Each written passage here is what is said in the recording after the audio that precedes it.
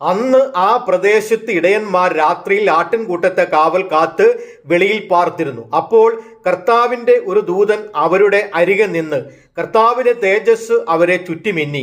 അവർ ഭയപരവശരായി തീർന്നു. ദൂതൻ അവരോട്, ഭയപ്പെടേണ്ട, സർവ്വജനത്തിനും ഉണ്ടാകുവാനുള്ളൊരു മഹാസന്തോഷം ഞാൻ നിങ്ങളോട് സുവിശേഷിക്കുന്നു. കർത്താവായ ക്രിസ്തു എന്ന രക്ഷിതാവ് ഇന്ന് ദാവീദിന്റെ പട്ടണത്തിൽ നിങ്ങൾക്കായി ജനിച്ചിരിക്കുന്നു. നിങ്ങൾക്കടയാളമോ, ശീലകൾ ചുറ്റി പശുത്തൊട്ടിയിൽ കിടക്കുന്ന ഒരു ശിശുവിനെ നിങ്ങൾ കാണും എന്ന് പറഞ്ഞു. പെട്ടെന്ന് സ്വർഗീയ സൈന്യത്തിന്റെ ഒരു സംഘം ദൂതനോട് ചേർന്ന് ദൈവത്തെ പുകഴ്ത്തി.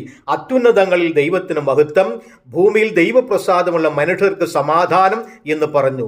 ദൂതന്മാർ അവരെ വിട്ട് സ്വർഗത്തിൽ പോയ ശേഷം ഇടയന്മാർ, നാം ബേത്ലഹേമോളം ചെന്ന് കർത്താവ് നമ്മോട് അറിയിച്ച ഈ സംഭവം കാണേണം എന്ന് തമ്മിൽ പറഞ്ഞു. അവർ ബന്ധപ്പെട്ട് ചെന്ന് മറിയയെയും ജോസേഫിനെയും പശുത്തൊട്ടിയിൽ കിടക്കുന്ന ശിശുവിനെയും കണ്ടു.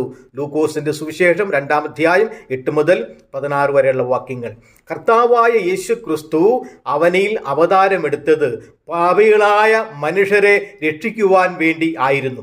അതുകൊണ്ടാണ് ദൂതൻ പ്രകാരം പറഞ്ഞ്, ക്രിസ്തു എന്ന രക്ഷിതാവ് നിങ്ങൾക്കായി ജനിച്ചിരിക്കുന്നു.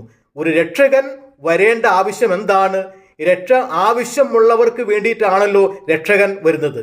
പാപമാകുന്ന ആ വിപത്തിൽ നിന്നും മനുഷ്യരെ രക്ഷിക്കുവാൻ വേണ്ടിയായിരുന്നു നിസ്തുലനായ കർത്താവായ യേശുക്രിസ്തു ഭൂമിയിൽ ജനിച്ചത്. ആയതിനാൽ യേശുക്രിസ്തുവിൽ വിശ്വസിച്ച് പാപമോചനം പ്രാപിച്ച് അനുഗ്രഹിക്കപ്പെടുവാൻ ദൈവം നിങ്ങളെ സഹായിക്കട്ടെ. ആമേൻ.